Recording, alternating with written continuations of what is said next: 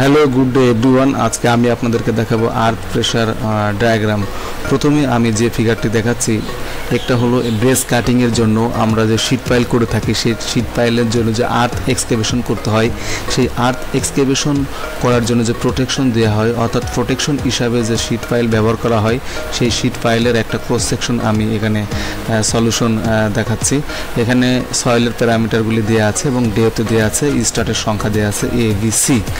এখন আমরা এইটার ক্যালকুলেশন দেখব যে আসলে একটা আর্থ প্রেশার ডায়াগ্রাম কিভাবে ড্র করতে হয় এই ব্রেস কাটিংয়ের ক্ষেত্রে।